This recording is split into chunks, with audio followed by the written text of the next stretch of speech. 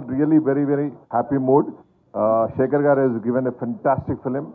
We never imagined that this film is going to be this. Anni walks of life, people are calling us and saying such a fantastic film you have given, Ani. It all the credit goes to the all the team, especially Shekhar Garu, Nagarjuna Garu, Dhanush Garu. I am very, very happy for them. Thank you. And we as a producers, we are also very happy, Andi. Chala santoshanga unnam. And we just wanted to tell you that we are so happy for the success and the audience also. This is a completely different film. We were a little hesitating as a producers, I'm saying. Not Shekhar Garu has his conference or rock heights undayvari. But as a producers, definitely we were in tension. Are inta amount betti itla betti are we taking some kind of risk అని అనుకున్నాము. But really the very first day మేము చూసినాక after matinee only first show, second show, it was fantastic response from all the people calling us and congratulating throughout the world, not only India but throughout the world people were calling. Nagarjuna garu ippude antunna వాళ్ళ friends from all the over the world, they were calling him and congratulating. I am very, very happy, sir. Thank you for you for being in this film, sir. Thank you, sir. And Shekhar, you have done really a fantastic thing, sir. మీరు ఏమైనా questions ఉంటే please ask us. Late అయింది, press వాళ్ళకి ఎప్పుడు wait చేపివద్దు. I'm very sorry. వాళ్ళకి sorry చెప్పాలి కదా సార్, ఇంతసేపు వెయిట్ చేయించినాం. ఎవరు అడగలేదు కానీ చెప్పాలి. అది లేదు, ఎప్పుడు లేట్ చేయకూడదు అంటున్నాను. అది ఎవరికి వెయిట్ చేయకూడదు లైఫ్లో. ఇది పెద్ద super hit. Thank you very much ఆడియన్స్కి, ప్రెస్ వాళ్ళకి. I'm very happy. నాకు డే 1 నుంచి స్టోరీ పైన చెప్పినప్పుడే సార్కి నేను సూపర్ హిట్ చెప్పాను. Is a great director and I think future also he will be taking out all super hits only. And నిన్న సెకండ్ షోకి అయితే అసలు మైండ్ బ్లోయింగ్గా ఉంది. Everywhere shows increased fulls. ఈరోజు కూడా టెరిఫిక్ బుకింగ్ ఉంది. నాకు తెలిసి ఇది డే బై డే గ్రో అవుతుంది సినిమా, కానీ ఎక్కడ తగ్గదు. And I want all your support also. Thank you audience, thank you press. Thanks a lot. Sorry అండి కొంచెం డిలే అయిన దీనికి. సినిమా చూసుకుని అన్వైండ్ అవుతున్నాను. అయితే చాలా ఎమోషనల్ టైం నాది యాక్చువల్లీ. ఇది when I first started, ఇప్పుడు ఏదైతే చూస్తున్నారో మీరు ఫస్ట్ డేనే ఇది ఒక ఫస్ట్ నుంచి మేము తీసి జెనిసిస్ దీన్ని పుట్టినప్పటి నుంచి, అదే దీని స్టోరీ కథగా పుట్టినప్పటి నుంచి ఇది ఒక పెద్ద రియల్గా తీద్దాము, హాలీవుడ్ స్థాయిలో తీద్దాము, అంత బాగా తీద్దాము, రియల్ లొకేషన్స్లో తీద్దాము, బాంబేని ఎవరు చూపించినట్టు విధంగా చూపిద్దాము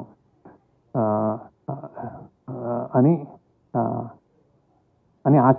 దెన్ స్లోలీ అలానే నాగార్జున గారి దగ్గరికి వెళ్ళాము. అంటే ఇలాంటి స్క్రిప్ట్ ఉంది సార్, నాకు ఇంకా గుర్తుంది సార్, మేము డెఫినెట్గా ఇది ఒక సూపర్ రేంజ్లో ఒక సరికొత్త ఎక్స్పీరియన్స్ తోటి చేస్తామని చెప్పాను యాక్చువల్లీ. ఈ said do it. And every time I feel ఎప్పుడైనా మేము తప్పడడుగులు వేస్తున్నప్పుడైనా ఆయన ధైర్యం ఇచ్చి చేయండి అన్నట్టు. అది same thing with Dhanush also.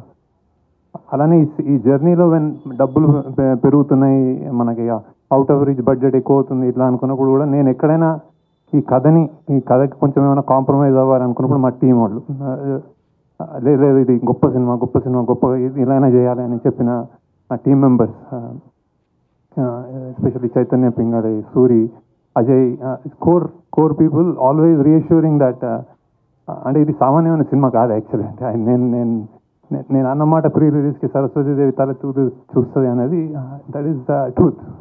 ఎందుకంటే నేను చేసిన సినిమాలో I think this is the one of the finest and honest and true film.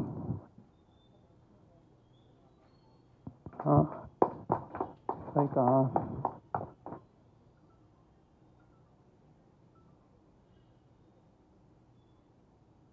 నేను చెప్పాను కూడా, అంటే నేను చెప్పిన first shot Dhanush best shot అన్నాను.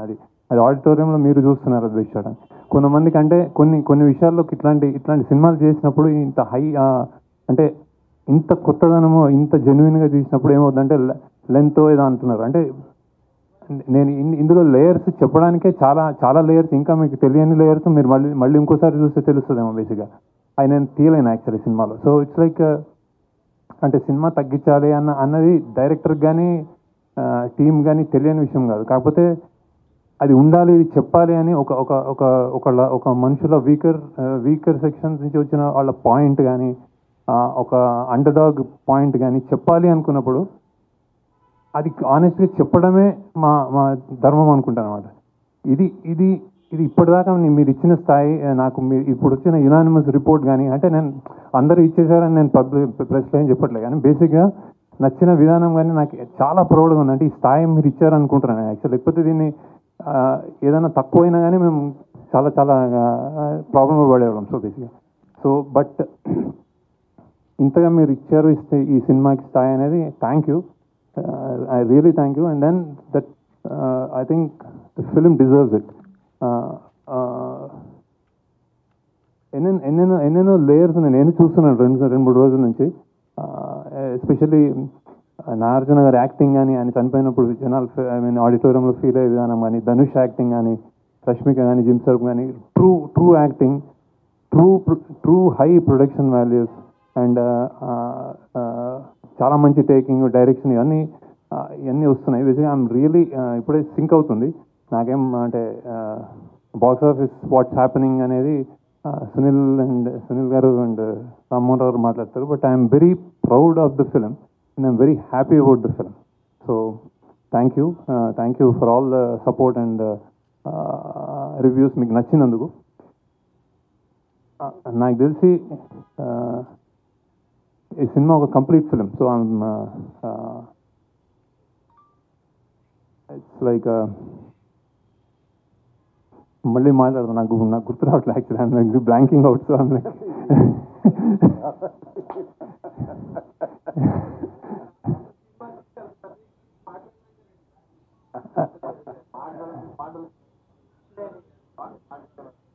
so many thoughts going around. So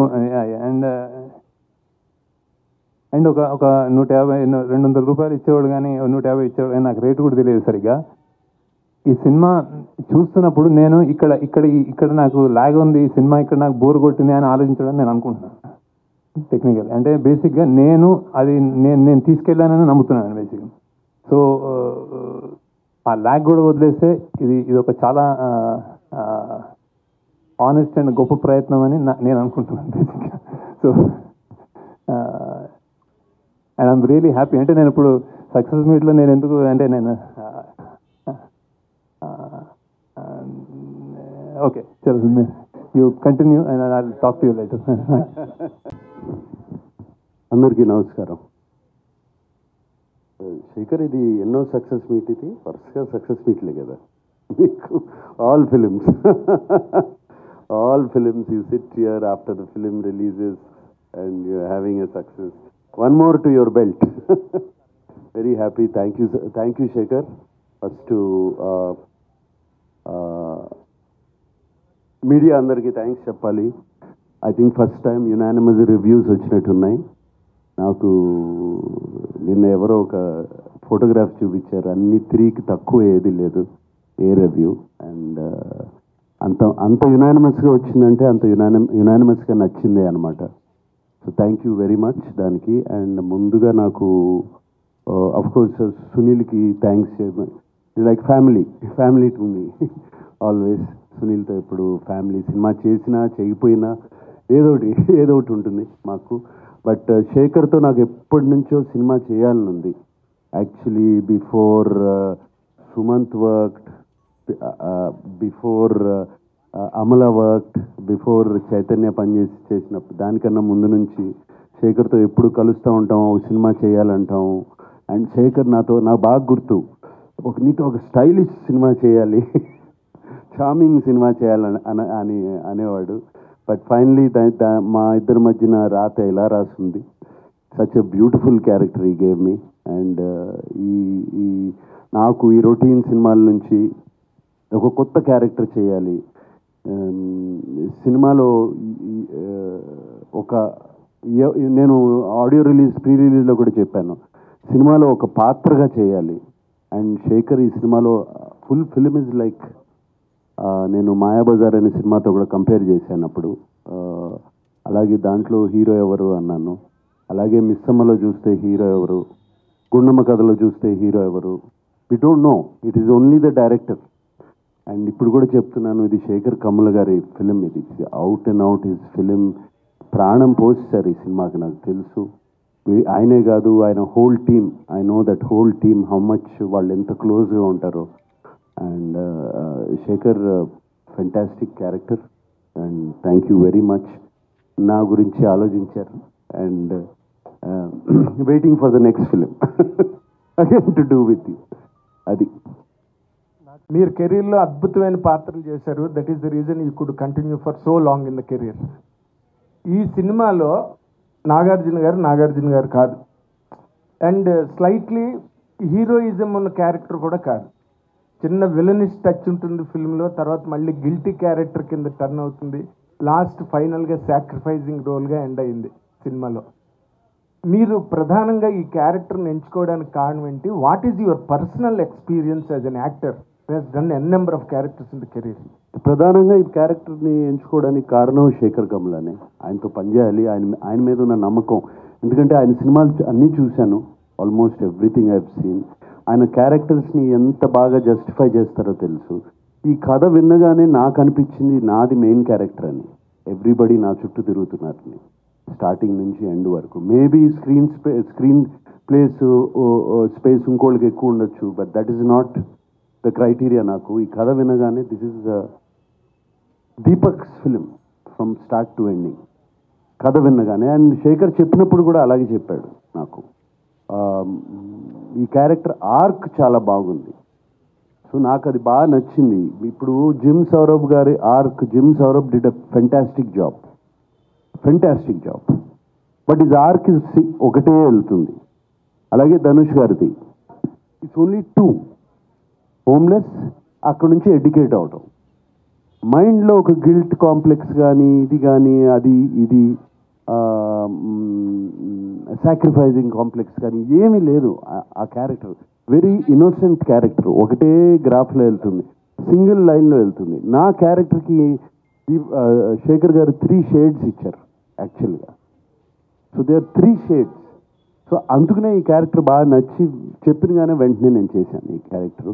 and it is proving on screen. నాకు వచ్చే కామెంట్స్ కానీ, మీడియా రాసిన కామెంట్స్ కానీ, ఫ్రెండ్స్ చెప్పే కామెంట్స్ కానీ, చూసిన వాళ్ళు కానీ, అండ్ ఫ్యాన్స్ కూడా బాగా ఎంకరేజింగ్గా ఉన్నారు. అండ్ కింగ్ ఇస్ కింగ్ అంటున్నారు. So very very happy. Chain king. And Sekhar గారు, మీరు ఈ సినిమాలోని ఇంత పెద్ద బడ్జెట్, ఇంత పెద్ద స్టేక్ ఉన్న ఈ సినిమాలో నాగార్జున గారు చూపించకుండా రష్మిక గారిని ఏదో ఏడుస్తూ ప్లాట్ఫామ్ మీద ఇంట్రడక్షన్ ఇచ్చి, అండ్ ధనుష్ లాంటి హీరోని కూడా మీరు ఒక బిచ్చగాడిగా ఓపెన్ చేసి, ఇదంతా చేయడానికి what was your real inspiration behind this? అండి అంటే కథ నమ్మడం, హౌ డిడ్ జనరేట్ అని అడుగుతున్నాను. ఏదైనా ఇన్స్పిరేషన్ ఉందా మీకు ఈ కథ ఇలా చెయ్యాలని?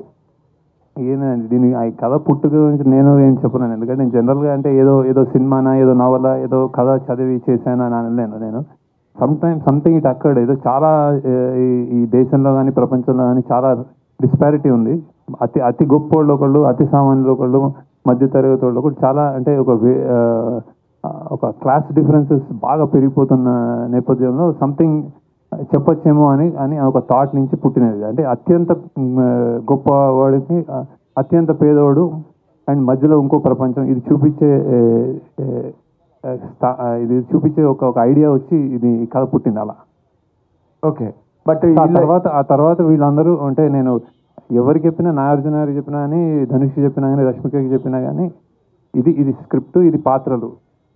ఇప్పుడు నేను దానికి యాక్చువల్లీ నేను డైరెక్టర్, నేను కూడా ఇంకా కథకి నేను కూడా ఒదిగిపోయాను. యాక్చువల్లీ నాకు ఆ కథ ఏం డిమాండ్ చేస్తే అలా వెళ్ళాం.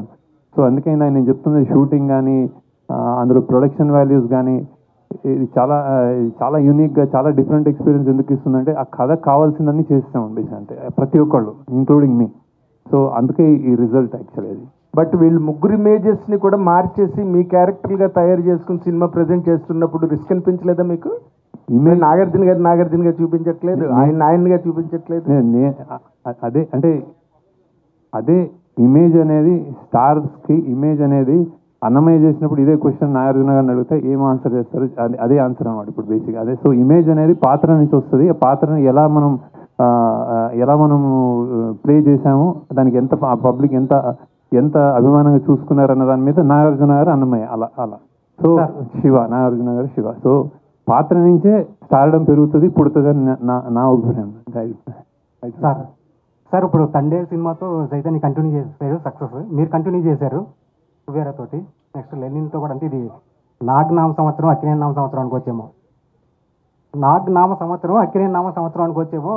తండేలతో సక్సెస్ తెలుగు సినిమా హిట్ నామ సంవత్సరం. సూపర్. అయితే సార్ ఇందులో రష్మిక సాంగ్ ఒకటి తీసారు, ఇందులో చాలా బాగుంటుంది సాంగ్. అది రన్ టైం తగ్గించి ఆ సాంగ్ పెట్టచ్చు కదా. ఫస్ట్ ఆ సాంగ్ చాలా బాగుంది, అది పిప్పి పిప్పి డిమ్ డూమ్ అనే సాంగ్. యాక్చువల్ డ్యూరేషన్ అంటే అది సాంగ్ ఉండి తర్వాత తీయలేదు మేము. అది ప్రమోషనల్ సాంగ్ ఏదైనా చేద్దాము అని ఒక నార్త్లో ఇప్పుడు పాన్ ఇండియా సినిమా అనుకున్నప్పుడు కొన్ని అలా చేస్తూ ఉంటారు వాళ్ళు బేసిక్గా. సో అలా స్టార్ట్ అయ్యి కానీ సినిమా పేసింగ్లో అది అడ్డుపడుతుందేమో అనుకుని మేము పక్కకి జరిగాము. సో ఇప్పుడు వేరే మంచి సీన్లు తీసి పెట్టేయడానికి సినిమా నేను అంత లూజ్గా రాయనండి. అంటే ఎక్కడ తీసేయచ్చు ఎక్కడ పెట్టేయచ్చు అని జరగదు. ఒక్క సీను ఒక్క డైలాగ్ తీస్తే సినిమా ఉండదు. అలానే రాస్తాం మేము బేసిక్గా. సో అంత ఈజీ కాదు. అంత ఈజీ అంటే నాకు హ్యాపీ యాక్చువల్లీ పెట్టేద్దాం. అవును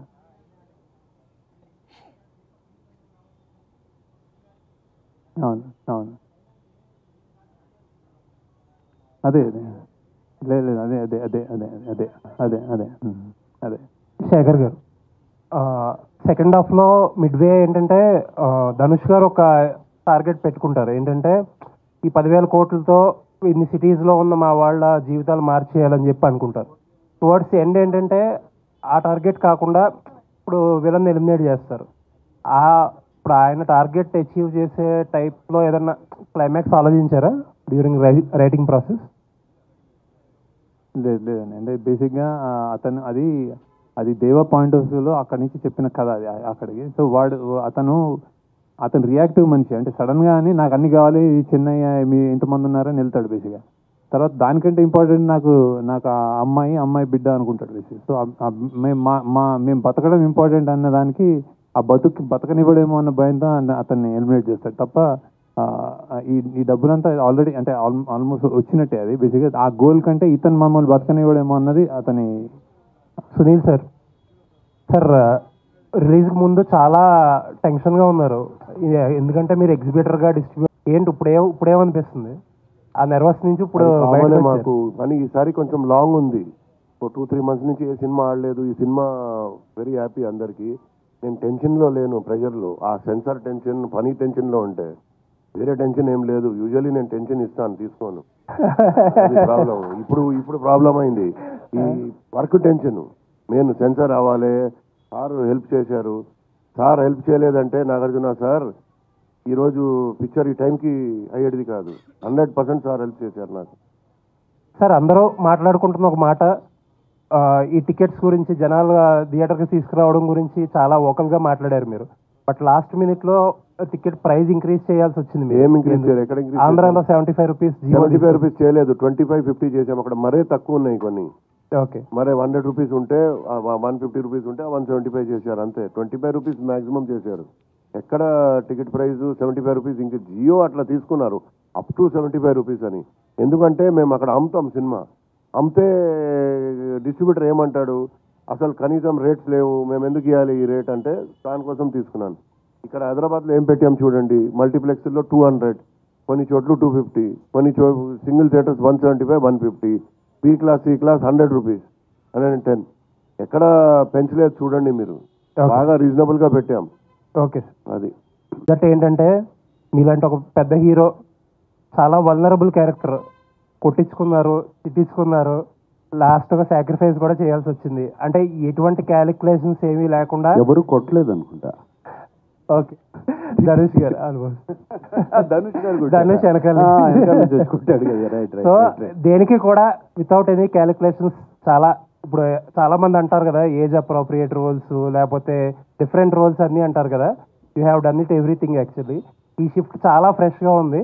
హోప్ఫుల్లీ ఇంకా చాలా మంచి రోల్స్ వచ్చి మంచి రోల్స్తో కంటిన్యూ చేస్తారని వీఆర్ విషింగ్ సార్. ఎస్ నాకు ఇది ఒక ఈ షిఫ్ట్ కూడా నాకు ఇన్స్పిరేషన్ ఇచ్చింది. నాట్ దట్ నేను ఇటువంటి రోల్స్ చేద్దామని కాదు, బట్ చూస్తారు, చేస్తే ఫ్రెష్ రోల్స్ చేస్తే audience is ready to receive it's the right role అనే ఒక కాన్ఫిడెన్స్ బాగా వచ్చింది.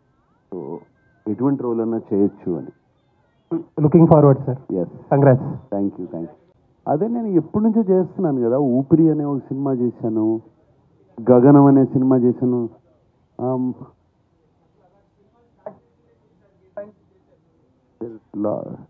లాట్ ఆఫ్ ఫిలిమ్స్ బాగా క్యారెక్టర్గా అంతమంది సినిమా చేశాను నేను. పెద్ద క్యారెక్టర్ గ్రే షేడ్స్ అనేది కాదు, క్యారెక్టర్ జనాన్ని యాక్సెప్ట్ చేస్తే ఏ షేడ్ అయినా కూడా పర్వాలేదు. That is important. శేఖర్ గారు సార్, ఇప్పుడు మామూలుగా ఎడిట్ అంతా అయిపోయి అన్ని చూసుకున్నాకనే 3 గంటల 14 నిమిషాలు వస్తాయి. ఒరిజినల్గా ఎంత కంటెంట్ వచ్చింది సార్?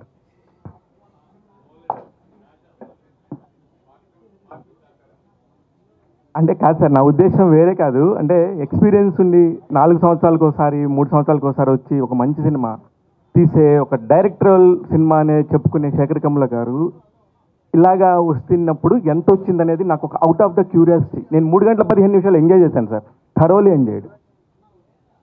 3 అవర్స్ 4 సార్, నేను కరెక్ట్గానే చూశాను సార్.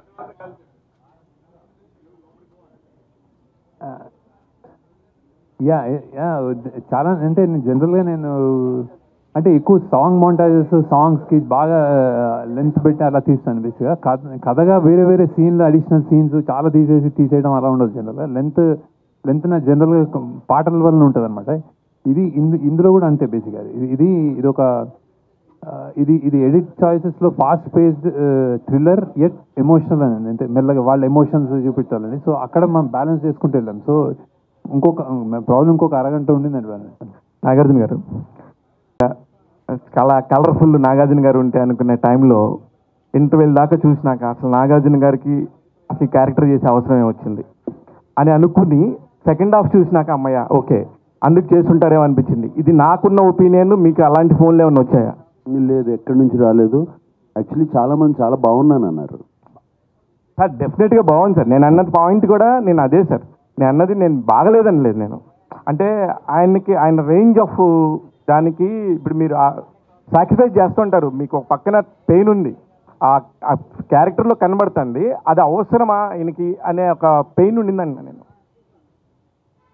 అంటే మరి క్యారెక్టర్ ఒప్పుకున్నప్పుడు చేయాలి కదా, అది ఒప్పుకునే కదా చేసింది.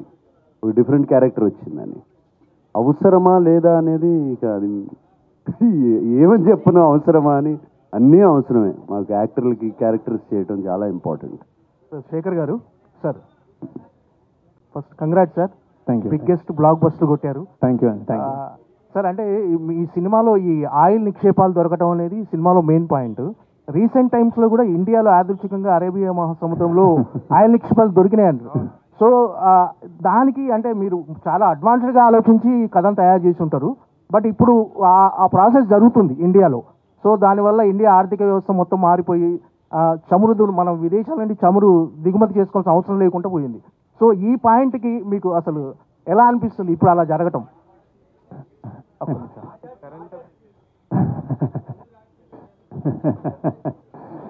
లేదు కొన్ని అంటే ఏం లేదు, జస్ట్ అంటే ఇది అసలు ఇది నేను మామూలుగా ఊహించి రాసిందే బేసిక్గా. కొన్ని అంటే ఇప్పుడు ఏదో గన్లు ఉంటాయి, మన మైకా ఉంటుంది, బొగ్గు గన్లు ఉంటాయి, అడవులు కలప ఉంటుంది కొట్టేసేది. అంటే ఇది ఈ మన ఈ విధ్వంసం ఉంటుంది, ఇండియన్ రిసోర్సెస్ని విధ్వంసం చేయడానికి కొంచెం ఐదర్ అది డెవలప్మెంట్ అనొచ్చు, విధ్వంసం అనొచ్చు, అట్లా నుంచి ఒక వచ్చిన పాయింట్ అది బేసిక్గా. సో ఆయిల్ సముద్రాల్లో దొరుకుతుంది అన్నది అది మామూలుగా అనుకునే రాశాను. అంటే అదొక గొప్ప మంచి పాయింట్ అనిపించింది అది.